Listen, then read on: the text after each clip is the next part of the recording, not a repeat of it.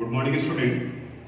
हम लोग chemical bonding chapter पढ़ रहे हैं और इसमें वेस्पर थ्योरी तक का पोर्शन हम लोग कंप्लीट किए। डिफरेंट मॉलिक्यूल का किस तरीके से शेप हम लोग डिटरमाइन करते हैं वो हम लोग उससे रिलेटेड कुछ क्वेश्चन भी सोल्व किए, कुछ डिस्कस किए हम लोग। अब इसी में आगे बढ़ते हैं।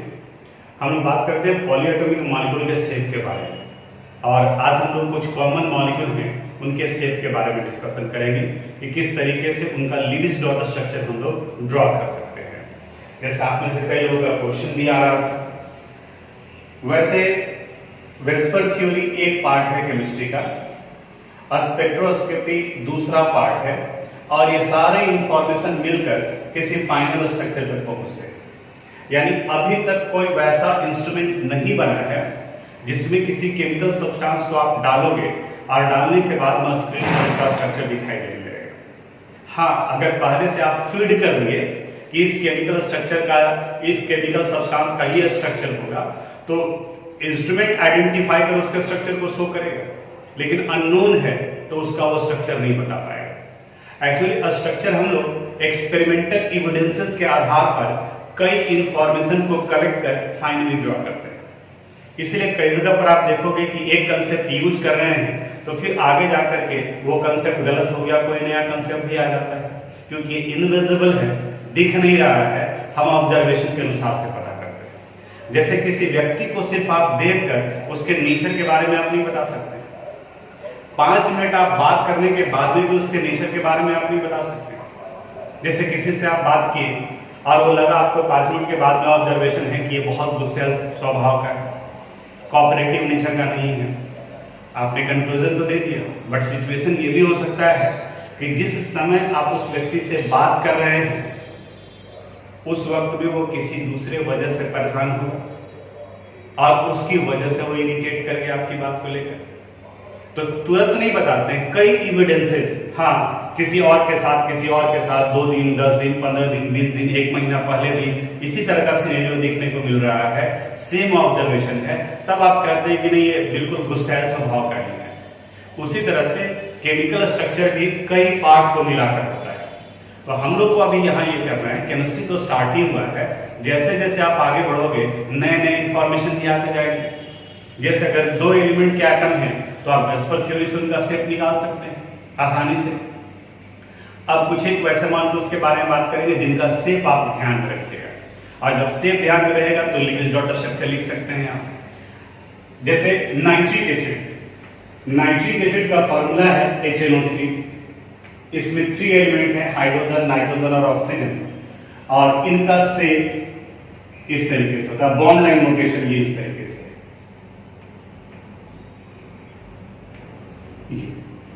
एक्चुअली में ये एक कोऑर्डिनेट बॉन्ड बनाता है यहां, इसको ध्यान में रखोगे तो यहां से बन जाएगा। अब जब ये स्ट्रक्चर दिमाग में रहेगा तो आप नाइट्रिक एसिड का HNO3 का लीविस डॉट स्ट्रक्चर बना सकते हैं। लीविस डॉट स्ट्रक्चर बनाने में क्या ध्यान रखना है? हाइड्रोजन का एटॉमिक नंबर 1 है, ये 1 लिखिए। नाइट्रोजन का एटॉमिक नंबर 7 है, कॉन्फ़िगरेशन हो गया 2,5, इसके आउटर मोस्ट ऑर्बिट में 5 इलेक्ट्रॉन है। ऑक्सीजन का 8, इसके आउटर मोस्ट ऑर्बिट में 6 इलेक्ट्रॉन है। अब जिस तरीके से ये बॉन्ड स्ट्रक्चर दिया हुआ है उसी तरीके से पहले आप एटम को लिखिए। यहाँ हाइड्रोजन, ऑक्सीजन, नाइट्रोजन, ऑक्सीजन और ये ऑक्सीजन।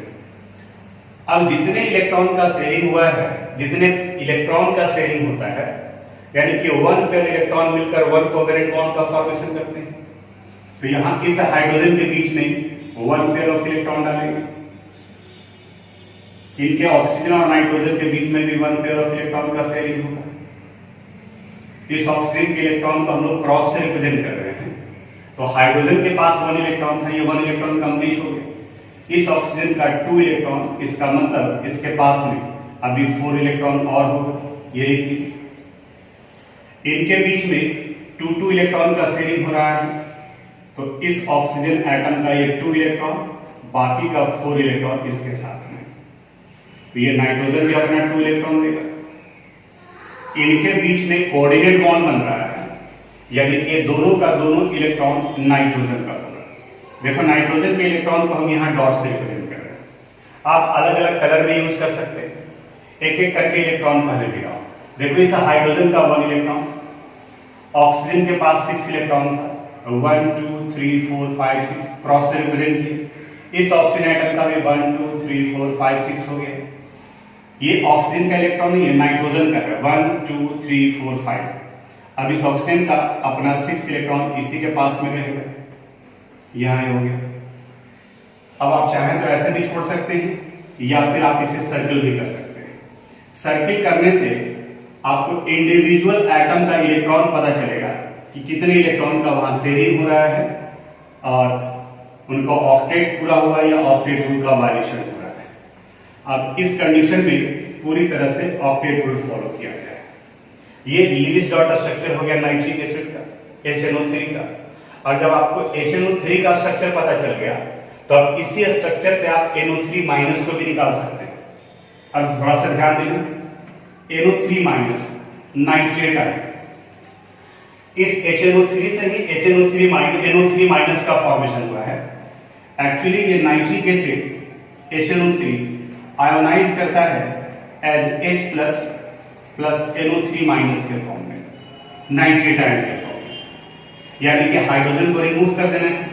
लेकिन ऐसा हाइड्रोजन के ऊपर में प्लस चार्ज है, ये इंडिकेट करता है कि इसने अपना एक इलेक्ट्रॉन दिया है नाइट्रेट, इसलिए इसके ऊपर में निगेटिव और इसके ऊपर में पॉजिटिव। अब देखो कहां पर क्या होगा, जहां नाइट्रोजन जहां हाइड्रोजन है उस हाइड्रोजन को हमें रिमूव करना होगा। यानी कि अब जो स्ट्रक्चर हम बना रहे हैं वो HNO3 का ना हो करके अब ये स्ट्रक्चर हो गया किसका, NO3 माइनस का। ध्यान से देखना कहां कहां पर चेंजेज आ रहा है। इसमें ये हाइड्रोजन यहां से रिमूव हो रहा है, लेकिन रिमूव होते वक्त में ये अपना एक इलेक्ट्रॉन इसको दे दिया है, इसलिए इसके ऊपर में एक माइनस चार्ज है। ये माइनस क्यों आया, क्योंकि हाइड्रोजन यहां से हटाया हुआ अपना एक इलेक्ट्रॉन इसको दे करके गया है। लीविस डॉट स्ट्रक्चर में भी बाकी सब कुछ वैसे ही रहेगा, सिर्फ इस हाइड्रोजन को यहां से रिमूव कर दोगे और इस हाइड्रोजन के इस इलेक्ट्रॉन की वजह से इस ऑक्सीजन एटम के ऊपर में एक माइनस चार्ज आएगा। तो ये लीविस डॉट स्ट्रक्चर बन गया किसका, NO3 माइनस का। देखिए आपको बनाना था NO3 माइनस, तो NO3 माइनस का सही बनेगा जब उसके सोर्स के बारे में है, कहां से आया, तो HNO3 का पार्ट है तो उससे बना।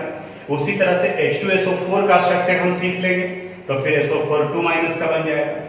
H2CO3 का पहले बना लेंगे तो फिर CO3 2 माइनस का भी बना सकते हैं। आगे देखते हैं हम लोग इसके बारे में, इसको आप नोट कर लोगे, थोड़ा सा प्रैक्टिस करना, जैसे बता रहे हैं वीडियो को ध्यान से देखोगे और इसी अनुसार से खुद से बनाने का कोशिश करोगे। अब आते हैं लोग कार्बोनिक एसिड के ऊपर। कार्बोनिक एसिड का फार्मूला होता है H2CO3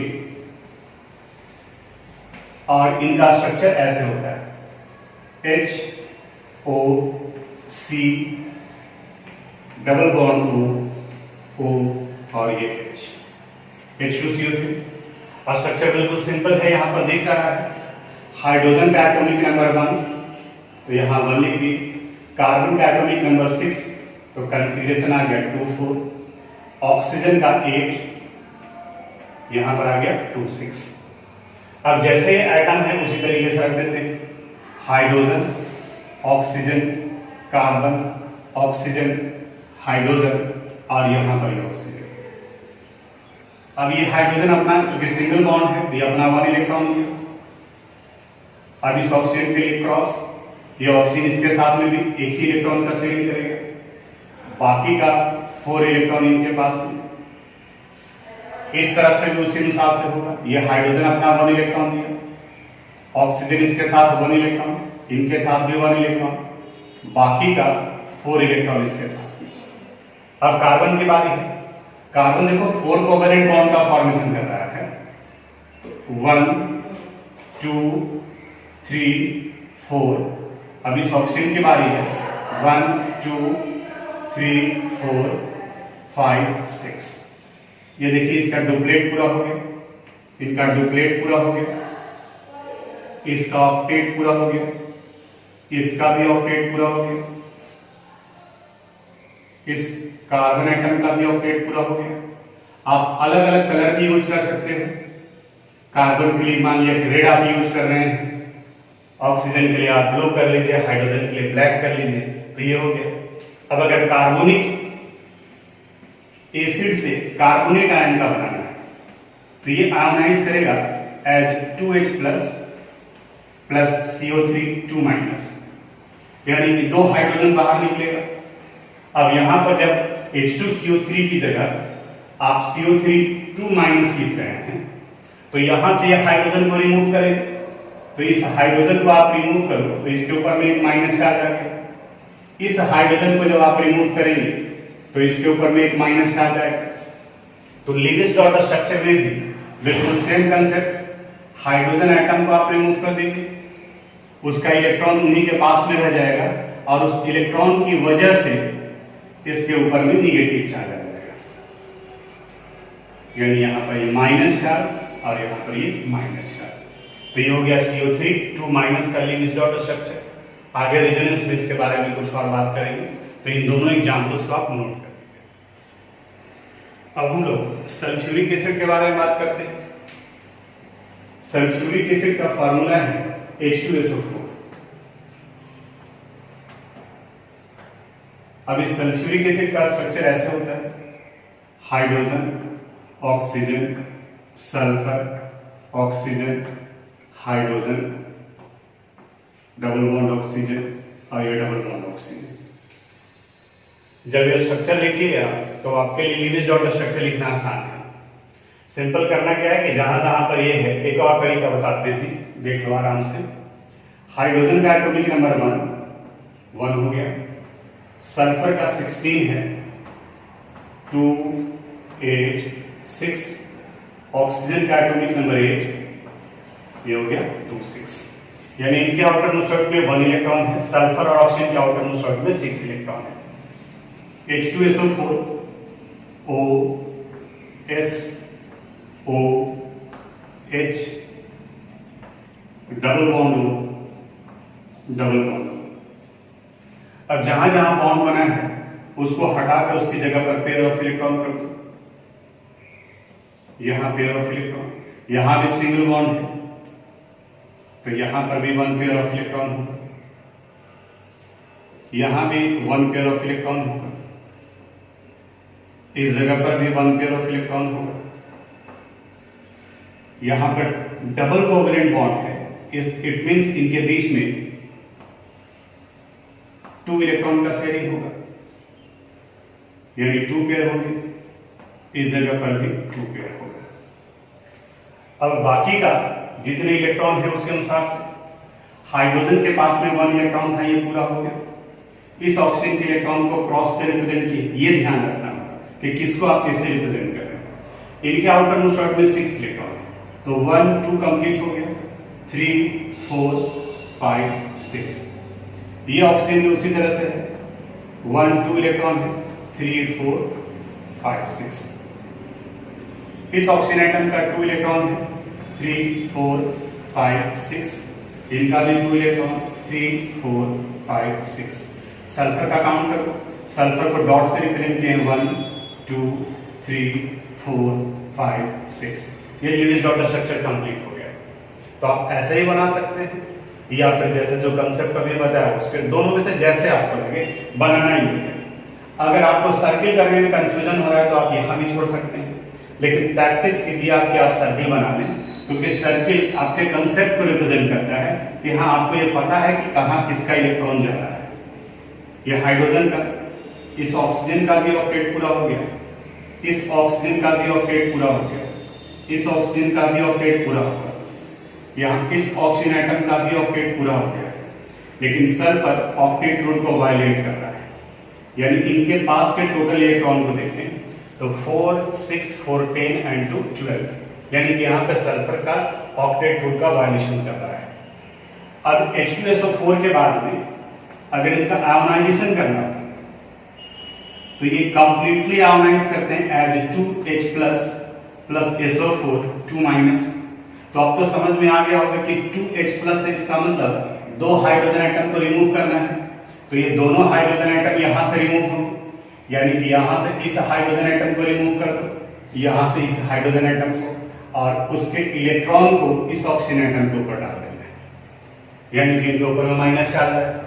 लिविस डॉट स्ट्रक्चर लिखते वक्त में भी वही करना है, इस हाइड्रोजन एटम को यहां से रिमूव कर दिया, लेकिन इसका इलेक्ट्रॉन यहां ऑलरेडी है जिसकी वजह से इसके ऊपर माइनस चार्ज, यहां से इस हाइड्रोजन एटम को हटा दिया, लेकिन इनका इलेक्ट्रॉन ऑलरेडी इसके साथ में है, इसलिए इस ऑक्सीजन एटम के ऊपर में माइनस चार्ज। तो ये स्ट्रक्चर H2SO4 की जगह पर किसका स्ट्रक्चर बन गया, SO4 2 माइनस का। तो हम समझते हैं कि इस तरीके से मॉलिक्यूल तो लार्ज, लेकिन अगर आपको उसका बॉन्ड स्ट्रक्चर पता है तो फिर आप उसका लिविस डॉट स्ट्रक्चर निकाल सकते हैं। बॉन्ड स्ट्रक्चर भी धीरे धीरे जैसे जैसे आप आगे बढ़ते जाओगे उसके बाद फिर दिमाग में बैठता चला जाएगा।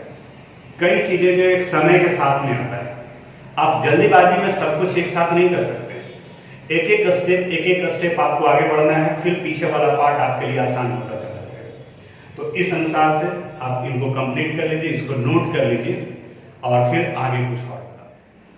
अब हम लोग एक नए टॉपिक की तरफ बढ़ रहे हैं, रेजोनेंस की तरफ। रेजोनेंस एक नया कंसेप्ट है आपके लिए, इसके बारे में आप नीचे के क्लासेस में नहीं पढ़े होंगे, और इसे समझने के लिए पहले जो डिस्कस किया हुआ एक पार्ट है वहीं से स्टार्ट करते हैं। ध्यान से इसको आप देखिएगा, जरूरत पड़े तो इस वाले पोर्शन को आप रिपीट भी करके इसको आप देखोगे।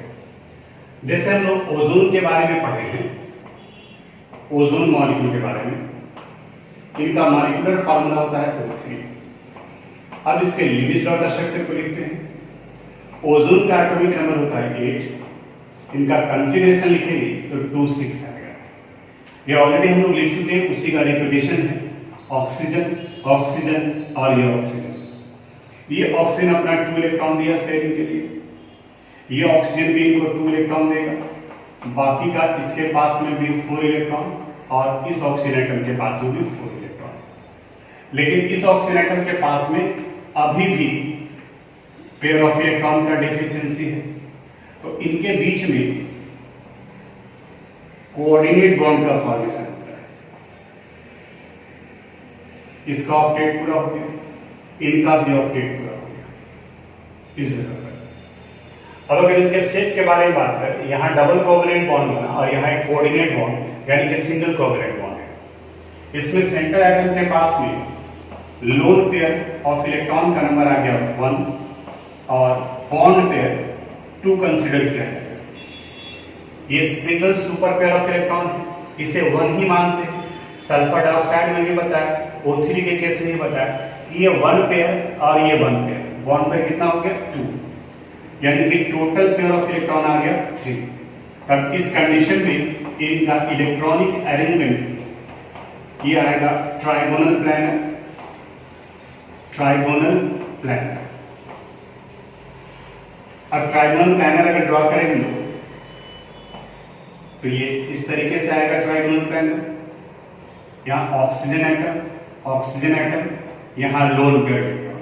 लेकिन अब ध्यान देना है कि इनके बीच में 2 पेयर ऑफ इलेक्ट्रॉन का फॉर्मेशन हुआ है, इसलिए यहां पर ये डबल कोवैलेंट बॉन्ड होगा, यानी कि बॉन्ड ये बनेगा डबल। आप में से कई लोग असाइनमेंट पे सबमिट किए SO2 का, तो वो गलत किए थे, कई बार में उनको मैसेज करना पड़ा, तो एक बार में आप फिर से ध्यान से देखोगे, यहां 2 पेयर ऑफ इलेक्ट्रॉन का शेयरिंग हुआ है, इसलिए डबल कोवैलेंट बॉन्ड। लेकिन वेस्पर थ्योरी के अनुसार से अगर हम लोग जब ये बॉन्ड पेयर काउंट करते हैं तो ये single super pair of electron कहा जाएगा, क्योंकि ये मल्टीपल बॉन्ड बना रहा है। तो यहाँ 1 and 1 2, इसलिए यहाँ है। और अगले स्टेप में इनका शेप ऐसा लिखिएगा, double covalent bond, single covalent bond, यहाँ 2 इलेक्ट्रॉन, इस जगह पर 6 इलेक्ट्रॉन और यहाँ पर इनका 4 electron.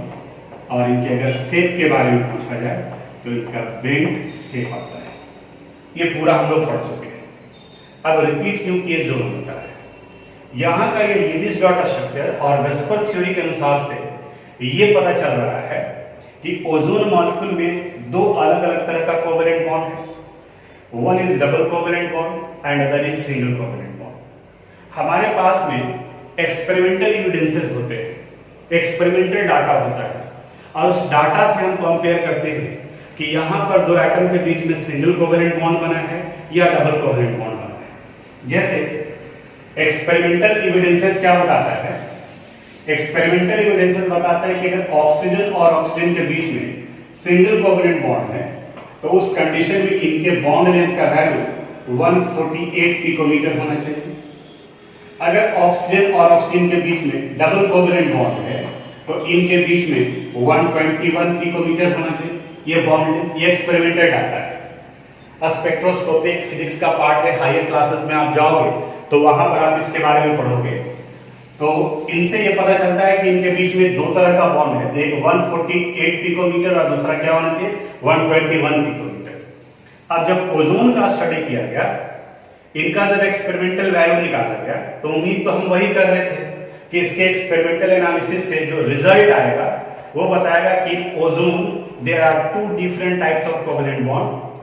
One has bond length value 148 picometer and the other has bond length value 121 picometer.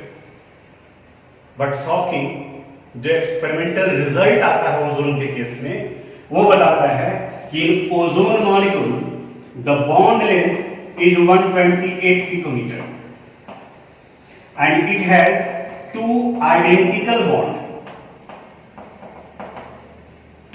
two identical bond। यानी हम जब बनाए ये तो एक डबल बॉन्ड आ रहा था, दूसरा सिंगल कोवेलेंट बॉन्ड आ रहा था, हमने ये बना दिया। लेकिन जब एक्सपेरिमेंटल ऑब्जर्वेशन आ रहा है, एक्सपेरिमेंटल एविडेंसेस आ रहा है, प्रैक्टिकली जब स्पेक्ट्रोस्कोपी से जो डाटा या उनका एनालिसिस किया गया, तो वो बताता है कि ओजोन मॉलिक्यूल के दोनों बॉन्ड आइडेंटिकल नेचर के हैं और इनके बॉन्ड लेंथ का वैल्यू ना तो 148 है और ना ही 121, इट इज 128 पिकोमीटर।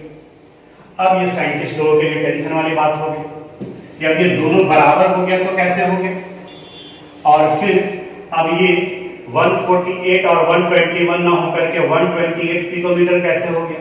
तो जरा गौर से देखो, ये वैल्यू जो आ रहा है वो 121 से ज्यादा है और 148 से वैल्यू कम है। अब इस जगह पर रेजोनेंस के कंसेप्ट का यूज किया गया। यहां रेजोनेंस के बारे में बताया जाता है, if the properties of a chemical substance is not satisfied by a single structure, if the properties of a chemical substance is not satisfied by a single structure, then we draw two or more different structure। तो उनके उस properties को justify करने के लिए हम एक से ज्यादा अलग अलग स्ट्रक्चर बनाते हैं bye rotating the pi bond. आगे हम लोग सिग्मा बॉन्ड और पाई बॉन्ड बताएंगे, लेकिन आप यहां तक ये जानते होंगे कि अगर सिंगल कोवेलेंट बॉन्ड है तो उसे सिग्मा कहते हैं और अगर डबल कोवेलेंट बॉन्ड है तो सिग्मा और पाई बॉन्ड है। वैसे हम यहां पे डिस्कस करेंगे, इसके बाद वाले क्लास में वहीं पर जाएंगे तो सिग्मा और पाई होगा। तो इस डबल बॉन्ड को, मल्टीपल बॉन्ड को रोटेट करके हम लोग एक से ज्यादा स्ट्रक्चर बनाते हैं। उसी स्ट्रक्चर को रेजोनेंस स्ट्रक्चर कहा जाता है and the phenomenon is called resonance. ये पीडीएफ में इसका डेफिनेशन भी लिखे। अब उसी कंसेप्ट का यूज करके क्या बनाया गया, यहां बताया कि ओजोन का एक स्ट्रक्चर ये है जहां पर अभी इस ऑक्सीजन एटम के बीच में डबल कोवेलेंट बॉन्ड और यहां सिंगल कोवेलेंट बॉन्ड। अगले स्ट्रक्चर में जहां डबल कोवेलेंट बॉन्ड था उसकी जगह पर हम लोग सिंगल कोवेलेंट बॉन्ड कर देते हैं और जहां सिंगल कोवेलेंट बॉन्ड है उस जगह पर हम लोग डबल कोवेलेंट बॉन्ड कर देते हैं। ये दोनों एक दूसरे में कन्वर्ट करता है, ये इसमें और ये इसमें, क्योंकि दोनों ऑक्सीजन ही है। तो ये यहां और ये यहां, यानी कि ये शिफ्ट कर रहा होता है, रोटेट कर रहा होता है। तो इस फर्स्ट और सेकेंड स्ट्रक्चर को रेजोनेंस कैनोनिकल स्ट्रक्चर कहा जाता है और इन्हीं से एक हाइब्रिड स्ट्रक्चर आता है जिसमें यह कहा जाता है कि ये pi bond actually rotating position में होता है, यानी कि किसी एक जगह पर यह फिक्स नहीं है, ये डिलोकलाइज्ड फॉर्म में है और जो डिलोकलाइज्ड फॉर्म में है उसे हम लोग डॉट डॉट डॉट से रिप्रेजेंट करते हैं, यानी कि यहां पर। और इस थर्ड स्ट्रक्चर को रेजोनेंस हाइब्रिड स्ट्रक्चर कहा जाता है। फिर से अब इसके स्ट्रक्चर को आप देखो, अब यहां पर अगर हम देखेंगे तो ये भी सिंगल बॉन्ड से थोड़ा ज्यादा हो गया, ये भी सिंगल बॉन्ड से ज्यादा हो गया, लेकिन दोनों आइडेंटिकल नेचर का है और इनके दोनों का बॉन्ड लेंथ वैल्यू जो है वो सेम होगा। तो यहां पर इस प्रॉपर्टीज को जस्टिफाई करने के लिए कि इनके बॉन्ड लेंथ का वैल्यू 128 पिकोमीटर है, ये 128 पिकोमीटर है, we draw more than one different structure. यहां पर ये बता रहा था कि ये 121 होगा और ये 148 पिकोमीटर होगा, लेकिन जब रेजोनेंस हाइब्रिड बताया तो ये दोनों आइडेंटिकल नेचर का हुआ। और सिंपल तरीके से, बहुत ज्यादा नहीं उलझना है, हम हम बार बार ये बताते हैं कि किसी भी उलझो नहीं, काम का बात। यानी कि अगर एक्सपेरिमेंटल वैल्यू और एक स्ट्रक्चर दोनों डिफर कर रहा है तो हमें एक्सपेरिमेंटल वैल्यू की तरफ में जाना होता है, यानी कि अपने एक्सपेरिमेंटल वैल्यू से जो स्ट्रक्चर ड्रॉ कर रहे हैं उसे मैच कराना होता है, और इसके लिए हम लोग मोर देन वन डिफरेंट स्ट्रक्चर बनाते हैं, और उसी डिफरेंट स्ट्रक्चर को रेजोनेंस स्ट्रक्चर कहा जाता है। और फाइनली ये जो हम लोग लिखते हैं ये कैनोनिकल हाइब्रिड स्ट्रक्चर है। कई जगह पर यह स्ट्रक्चर आपको मिलेगा, जैसे अभी हम लोग कार्बोनेट आयन का देखें, वहां पर भी इनका रेजोनेंस स्ट्रक्चर बनेगा। जैसे इस जगह पर हम लोग ओजोन का लिखे, उसी तरह से अगर सल्फर डाइऑक्साइड का रेजोनेंस स्ट्रक्चर लिखना हो तो सल्फर डाइऑक्साइड में भी सल्फर, यहाँ ऑक्सीजन और ये ऑक्सीजन था, दोनों आइडेंटिकल एटम है, तो पोजीशन वही रहता है, सिर्फ मल्टीपल बॉन्ड चेंज करेंगे एक एक करके। तो जहां डबल बॉन्ड था उसकी जगह पर सिंगल कर दोगे, और जहां सिंगल था उसकी जगह पर डबल कर दोगे। अब और कोई स्ट्रक्चर नहीं बन सकता है तो इनका रेजोनेंस हाइब्रिड स्ट्रक्चर बनेगा, ओ ये रेजोनेंस हाइब्रिड स्ट्रक्चर हुआ। उसी तरह से अगर हमें कार्बोनेट आयन का बनाना है CO3 2 माइनस का, तो CO3 का ये स्ट्रक्चर है O, यहाँ O और ये O, दो माइनस है, एक यहाँ और एक यहाँ। अब क्या करना है, देखो अभी ये डबल बॉन्ड है, हम क्या बताएं कि मल्टीपल बॉन्ड एटम वहीं पर रहेगा, ये मल्टीपल बॉन्ड आइडेंटिकल एटम के बीच में एक्सचेंज करता है, घूम रहा होता है। तो अब अगले स्टेप में यहां जो डबल बॉन्ड है वो यहां शिफ्ट कर दो, आप लेफ्ट की जगह राइट में भी जा सकते हैं, राइट की जगह लेफ्ट में भी जा सकते हैं, यहां कर दें ये O, तो इनके ऊपर में माइनस चार्ज, इसके ऊपर में माइनस चार्ज।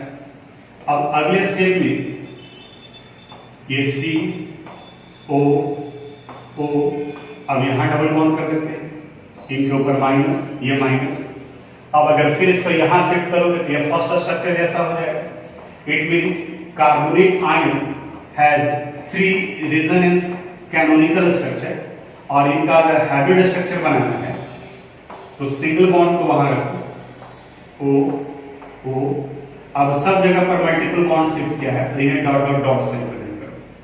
अब चूंकि ये चार्ज स्पेसिस है तो चार्ज भी एक एक करके शिफ्ट कर रहा है, तो जहां चार्ज स्पेसिस आएगा तो उसको स्क्वायर ब्रैकेट के अंदर में डालो और इस जगह पर इन्हें माइनस कर दो। तो structure 1 2 and 3 these are called resonance canonical structure, और ये जो फोर्थ स्ट्रक्चर है इसे हम लोग रेजोनेंस हाइब्रिड स्ट्रक्चर कहते हैं। ऐसे ही फिर हम लोग नाइट्रेट आयन का भी बना सकते हैं, NO3 माइनस का। आप कोशिश ये करोगे कि आपके बुक में, सिलेबस में जितना स्ट्रक्चर दिया हुआ है उतने स्ट्रक्चर का आप अपनी कॉपी में उसको नोट करो, उतना का कम से कम ध्यान दो। अब जैसे अगर NO3 माइनस बना तो अभी आपको बताया था कि इसका लीविस डॉट स्ट्रक्चर कैसे आया, तो NO3 माइनस में एक डबल बॉन्ड होता है, एक सिंगल बॉन्ड यानी कोऑर्डिनेट बॉन्ड, और एक के ऊपर में माइनस चार्ज होता है। अब इसी को एक एक करके शिफ्ट कर देना है। अब अगले स्टेप में मान ली कि ये डबल बॉन्ड यहाँ है, यहाँ ये O, इसकी जगह पर डबल बॉन्ड, यहाँ O, इस जगह पर ये माइनस। फिर अब डबल बॉन्ड यहाँ ले आते हैं, N डबल बॉन्ड O, यहाँ O और ये O माइनस। तो ये तीनों कैनोनिकल स्ट्रक्चर हुआ। अब फिर अगर इसको यहाँ शिफ्ट करोगे तो फर्स्ट स्ट्रक्चर बन जाएगा। तो अब रेजोनेंस हाइब्रिड स्ट्रक्चर बनाते हैं, यानी कि इस जगह पर ऑक्सीजन रोटेट कर रहा है, इसको डिलोकलाइज करते हैं तो ये डॉट डॉट डॉट से रिप्रेजेंट करते हैं, और इसके ऊपर में एक माइनस चार्ज, क्योंकि यहाँ पर सिर्फ माइनस था तो इसलिए यहाँ माइनस। तो ये रेजोनेंस हाइब्रिड स्ट्रक्चर बना NO3 माइनस का। तो इस तरीके से हर एक मॉलिक्यूल का निकाल सकते हैं। एक और जो बहुत कॉमन है बेंजीन, नाम सुने होंगे आप, ऑर्गेनिक केमिस्ट्री में आएगा ये। बेंजीन का मॉलिक्यूलर फार्मूला होता है C6H6, और इनके स्ट्रक्चर के बारे में बताया जाता है। इनका C6H6 ये बेंजीन है। इस बेंजीन में साइक्लिक जो एक्सपेरिमेंटल एविडेंसेज है उसके अनुसार से कार्बन टेट्रावैलेंट है, 4 बॉन्ड भी इनका पूरा होना चाहिए। हाइड्रोजन हाइड्रोजन हाइड्रोजन हाइड्रोजन और ये हाइड्रोजन और यहाँ भी हाइड्रोजन, तो अल्टरनेट पोजीशन पे डबल बॉन्ड आ रहा था, ये स्ट्रक्चर बनाएगा। लेकिन जो एक्सपेरिमेंटल यहाँ स्ट्रक्चर क्या बता रहा है कि एक कार्बन एटम के बीच में डबल कोवेलेंट बॉन्ड है, दूसरा क्या है सिंगल कोवेलेंट बॉन्ड। लेकिन एक्सपेरिमेंटल एविडेंसेस बता रहा था कि बेंजीन में कार्बन के अंदर के all 6 covalent bonds are identical, वो सब के सब आइडेंटिकल नेचर के। और अब ये बन नहीं पा रहा था कि आइडेंटिकल नेचर का है कैसे, किस तरीके से किया जाए। तो बताया जाता है कि बेंजीन का स्ट्रक्चर केकुले साहब ने बताया था, और वो इस स्ट्रक्चर को आइडेंटिफाई करने में अपने एक सपने के कंसेप्ट का यूज किए थे। जो ड्रीम देखे थे उसको इन्होंने किया, अब सपना, उसके बारे में थोड़ा सा बात करते हैं। आप भी ये जानते होंगे कि जनरली हम लोग जिस पार्ट में इन्वॉल्व होते हैं, कई बार में सपना भी रात में उसी से रिलेटेड आता है। जैसे अगर आपके ऊपर में एग्जामिनेशन का प्रेशर है, तो आप देखते हो कि सपने में भी एग्जामिनेशन से रिलेटेड ही आप देख रहे होते हैं, वो भी रात में भी आपको वही ड्रीम आता है। उसी तरह से केपले साहब बेंजीन के ऊपर में काम कर रहे थे, कुछ समझ में नहीं आ रहा था कि किस तरीके से करें, तो अचानक उनका ध्यान गया कि आज रात में हम एक सपना देखे थे, उसमें एक सांप अपनी पूंछ को ऐसे मुंह में दबाए हुआ था और वो गोल गोल गोल गोल घूम रहा था। तो वो गोल गोल घूम रहा था और उसके पीठ पर स्पॉट था। तो जब वो गोल गोल घूम रहा था तो उसका ये स्पॉट भी जो वो चेंज कर रहा था। अब उन इससे मिला दिए कि अगर इस डबल बॉन्ड को भी उसी अनुसार से स्पॉट के जैसा हम बना दें, और जब ये गोल गोल घूमने लगे तो इसका पोजीशन भी तो चेंज करता जाएगा। यानी कि इस स्ट्रक्चर में से अगर अगला स्ट्रक्चर हम लोग बनाए तो जहां डबल बॉन्ड था उसको सिंगल बॉन्ड कर देंगे, और जहां सिंगल बॉन्ड है उसको हम लोग डबल बॉन्ड कर सकते हैं। यानी कि स्ट्रक्चर कुछ इस तरीके से दिखेगा, हाइड्रोजन हाइड्रोजन हाइड्रोजन हाइड्रोजन, यहाँ हाइड्रोजन, ये हाइड्रोजन, ये डबल बॉन्ड था, अब यहाँ डबल बॉन्ड हो गया, यहाँ डबल बॉन्ड हो गया, यहाँ डबल बॉन्ड हो गया, तो ये रोटेट कर रहा है यहाँ, तो ये दोनों कैनोनिकल स्ट्रक्चर हो गए। और इसी का रेजोनेंस स्ट्रक्चर अगर हम लोग बनाएं तो रेजोनेंस स्ट्रक्चर में इसे डॉट डॉट डॉट से रिप्रेजेंट किया जाता है। तो यहाँ डॉट डॉट डॉट, ये डॉट डॉट डॉट रिप्रेजेंट किया गया। यहाँ हाइड्रोजन है, हाइड्रोजन है, हाइड्रोजन है, ये भी हाइड्रोजन, हाइड्रोजन और ये हाइड्रोजन। इसी डॉट डॉट डॉट को चूंकि इस सर्किल में साइकिल में घूम रहा है, इसे हम लोग ऐसे भी रिप्रेजेंट करते हैं, कार्बन कार्बन कार्बन कार्बन, ये कार्बन कार्बन कार्बन, यहाँ हाइड्रोजन डाल देंगे, hydrogen hydrogen hydrogen hydrogen hydrogen, और इसे ऐसे सर्किल कर दिया जाता है। तो बेंजीन में ये जो सर्किल आप देखते हैं, एक्चुअली ये डीलोकलाइज्ड पाई इलेक्ट्रॉन को कहा जाता है। यानी कि घूम रहे हैं, कभी इसके पास, कभी इसके पास, कभी इसके पास, तो इन्हें ऐसे किया जाता है। और आप आगे जब हम लोग ऑर्गेनिक केमिस्ट्री पढ़ेंगे तो वहां बताया जाएगा कि हम लोग बॉन्ड लाइन नोटेशन से रिप्रेजेंट करते हैं, और जब बॉन्ड लाइन नोटेशन से रिप्रेजेंट करते हैं तो कार्बन और हाइड्रोजन की जगह पर वहां पर हम लोग सिर्फ टर्निंग और टर्मिनल का यूज करते हैं। यानी कि C6H6 को इस तरीके से भी रिप्रेजेंट किया जाता है। आप दोनों बनाओगे, एक में जो एटम लिखे हैं वो, और दूसरा ये भी बेंजीन को रिप्रेजेंट कर रहा है। दूसरा जो स्ट्रक्चर कार्बन और हाइड्रोजन से लिए थे, यानी कि कार्बन और हाइड्रोजन हिडन फॉर्म में है, ये यहां आ गया। और फिर जो रेजोनेंस हाइब्रिड स्ट्रक्चर बना उसमें